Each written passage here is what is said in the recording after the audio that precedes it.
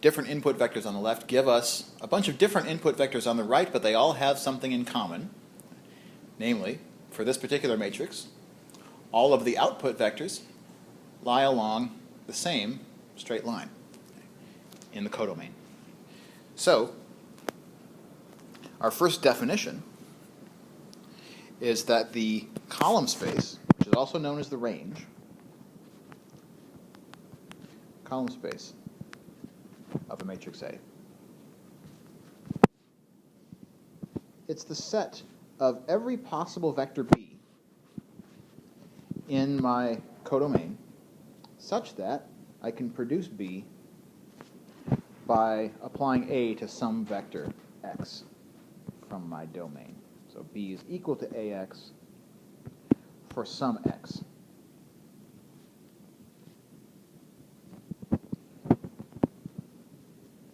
And that some x lives in our domain.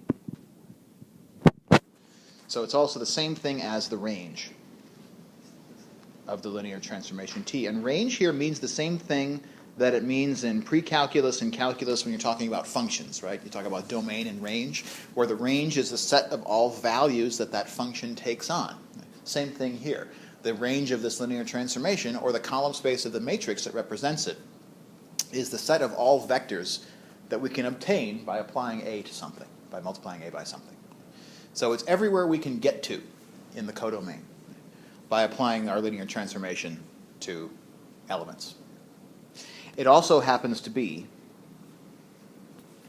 the reason it's called the column space is because when we multiply a matrix by a vector, we get a linear combination of its columns. Remember, that's how we defined a matrix multiplication in the first place. And because of that, the column space is the same thing as the span of the columns of the matrix A. And that span is a linear algebraic thing, whereas the range of a linear transformation might have other contexts, like polynomials or other things, right? So the fact that these are equivalent to one another, again, illustrates the power of linear algebra.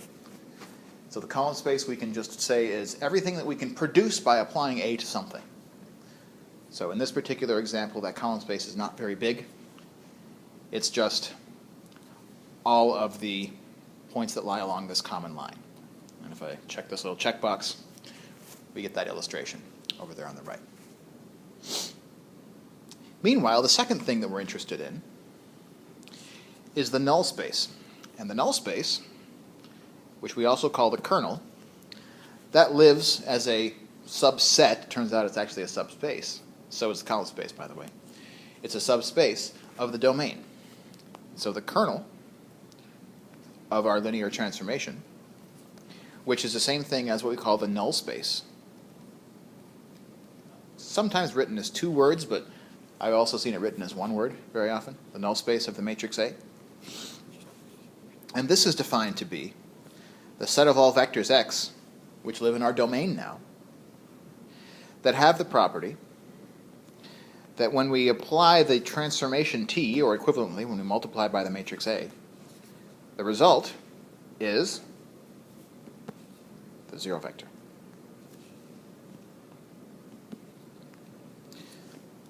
So in other words, the null space is everything that T kills. Everything that T sends to zero.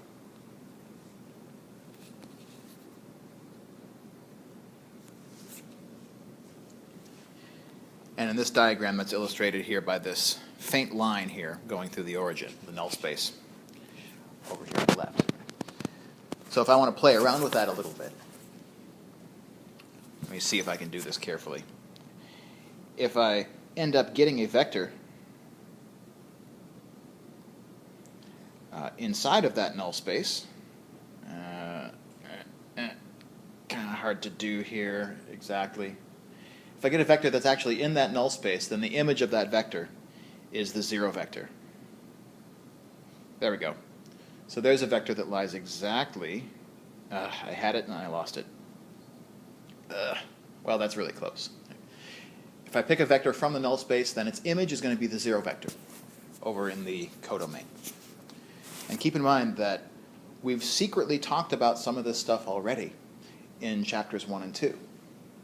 Because in our example here, the fact that the linear system AX equals B has a solution, so this particular example,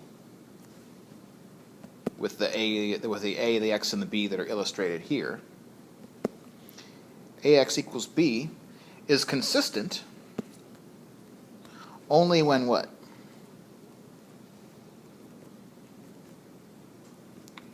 Why did we have a solution here?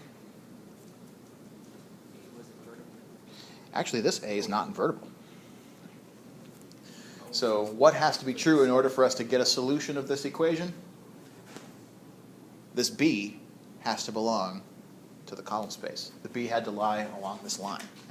Otherwise, if I move the B off this line, we're going to get an empty solution. So this equation is consistent only if B belongs to the column space of A, which we'll just write as col A. So the range, or the column space, tells us about the consistency of AX equals B.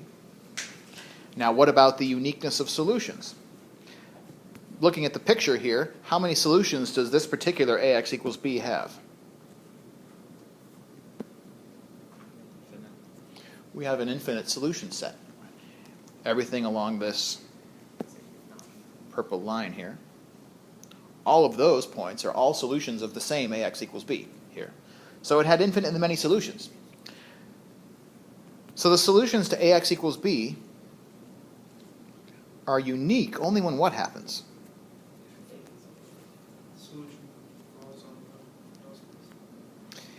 If every solution, well, the solution set, remember, always looks exactly like the null space. It's just a shifted null space. So if there's only one solution, what must the null space look like? The null space has to be a single point. If the null space is a single point, then the solution set will be a single point.